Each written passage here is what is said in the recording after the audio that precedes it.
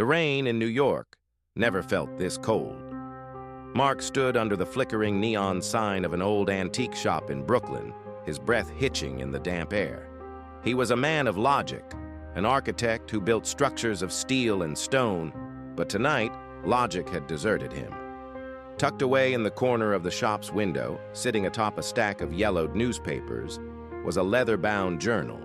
It didn't look like much, just worn-out leather and a silver clasp, yet it seemed to pulse with a low, rhythmic hum that only he could hear.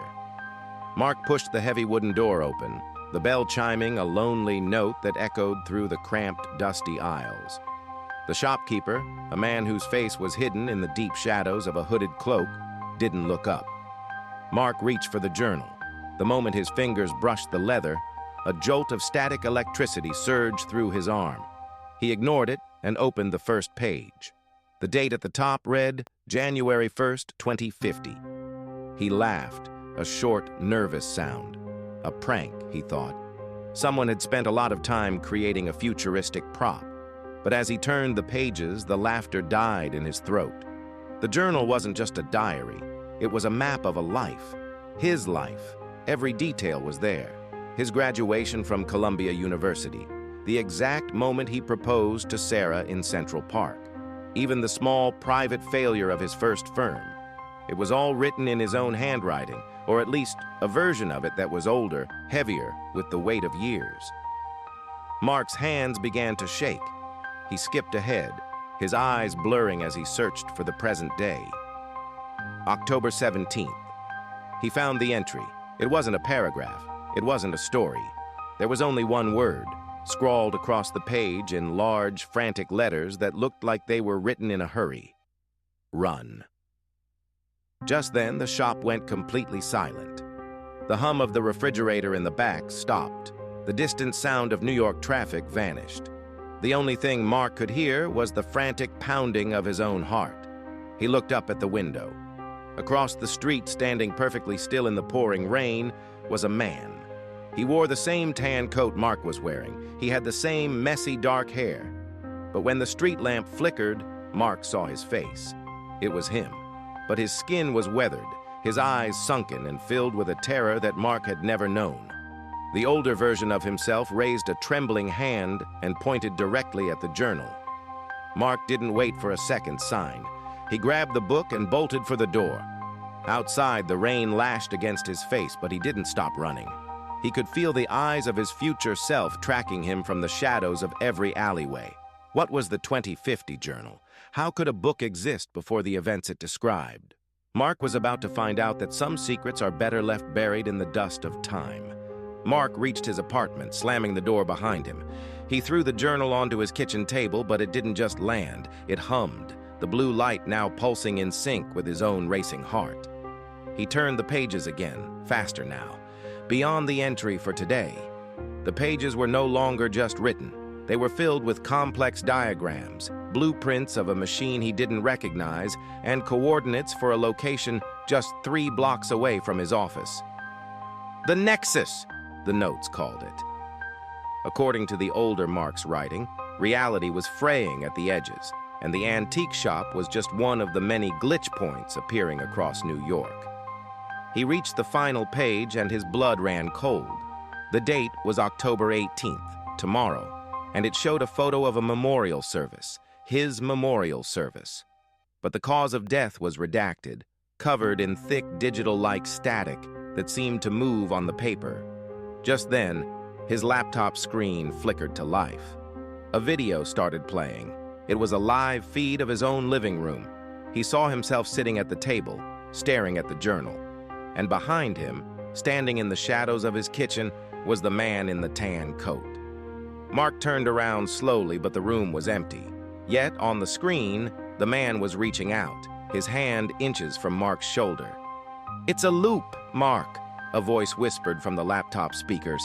It was his own voice, distorted by 1,000 glitches.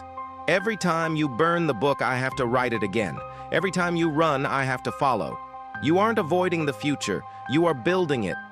Mark realized then that the antique shop, the journal, and the man across the street were all parts of a single massive system designed to keep him trapped in this moment. But he noticed something the older Mark hadn't mentioned. A small handwritten note tucked into the spine of the book, a sequence of numbers, 00101, a binary reset code. If he couldn't change the story, maybe he could crash the system. Mark grabbed his keys. He didn't know if he was running toward his death or his freedom, but he knew one thing: tomorrow was no longer a certainty. It was a choice. Mark stepped out into the rain, the journal clutched tightly under his arm. The coordinates in the back of the book led him to an abandoned subway entrance on 42nd Street, a place that shouldn't have existed on any map he'd ever studied.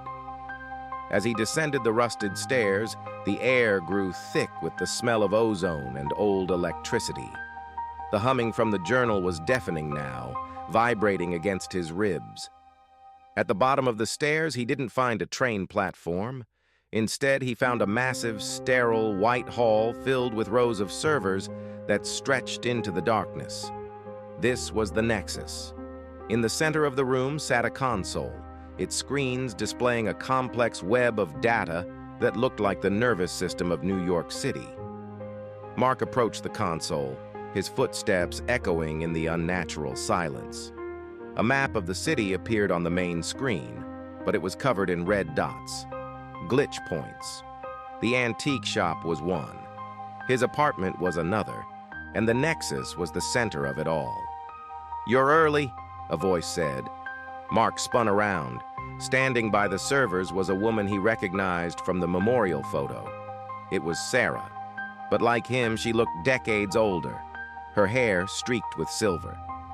"I'm not Sarah," she said, as if reading his thoughts. "I'm a diagnostic program designed to look like someone you trust. And you, Mark, are the most persistent error in the system." She explained the truth. The world wasn't a simulation in the way he thought. It was a recovery backup. In 2050, a global cataclysm had wiped out the planet. The Nexus was a desperate attempt to recreate the past, to live in a loop of the golden years forever. But the data was degrading. The loops were becoming unstable. Mark wasn't a person. He was a consciousness being replayed over and over. Every time he found the journal, he was coming close to the truth, and every time, the system had to reset him to prevent a total crash. "The man in the tan coat isn't your future self," Sarah said softly. "He's the Deletion Protocol. He's here to wipe your memory so the loop can start again." Mark looked at the console. The binary code he'd found was a way to break the loop, to let the system finally shut down and let the world rest. But it meant he would cease to exist. Sarah stepped toward him, her hand outstretched. "Don't do it, Mark. If you reset, there is nothing. No rain, no New York, no memories. Stay in the loop. It's safer here." Mark looked at the run warning in the journal. His future self, or whatever version of him had written it, hadn't been trying to save his life. He had been trying to save his soul. Mark stood before the Nexus console, the weight of 1,000 lifetimes pressing down on him. The Sarah program watched him with eyes that were too perfect, too steady. She was right. Beyond this room, if he entered the code, there might be nothing but the cold void of 2050. But what was a life lived in a cage of glitches?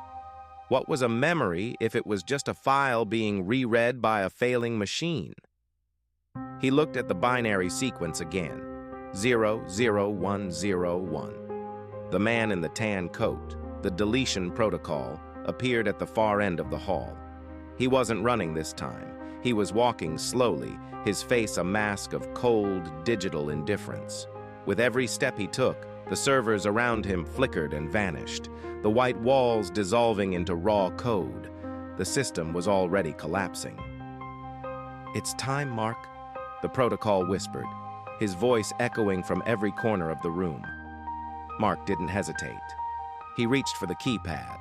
His fingers hovered over the numbers. Sarah screamed, a sound that wasn't human, as her form began to tear apart into shards of light. "You'll kill us all!" she cried. "We were already dead," Mark replied. He entered the sequence. 0, 0, 1, 0, 1. For a heartbeat, everything stopped. The deletion protocol froze. The servers went dark. The hum of the Nexus died. And then, the world shattered. Mark felt himself falling through layers of light and shadow, seeing flashes of lives he had never lived. He saw himself as a child, as an old man, as a stranger in a city that wasn't New York. He saw the fire of 2050. He saw the end of the world. And then, he saw the beginning. He woke up on a park bench. The sun was shining. The air was crisp and smelled of autumn leaves, not ozone.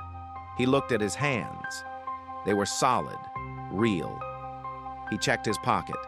The journal was gone. He stood up and looked around. He was in Central Park, but it was different.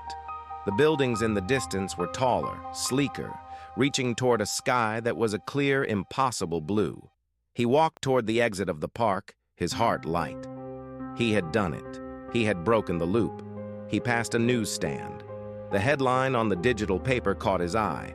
October 17th, 2075, the anniversary of the Great Rebirth. He wasn't in the past. He was in the real future. But as he turned the corner onto Fifth Avenue, he stopped. Leaning against a lamppost, reading a paper, was a man in a tan coat. The man looked up and smiled. He reached into his pocket and pulled out a small leather-bound journal. He handed it to a young woman passing by. Mark realized then that he hadn't crashed the system. He had just been upgraded to a new version. The glitch in reality wasn't an error. It was the design. And the story was just beginning again. What would you do if you realized your reality was a choice? Tell us in the comments. Subscribe to Glitch in Reality for the next chapter.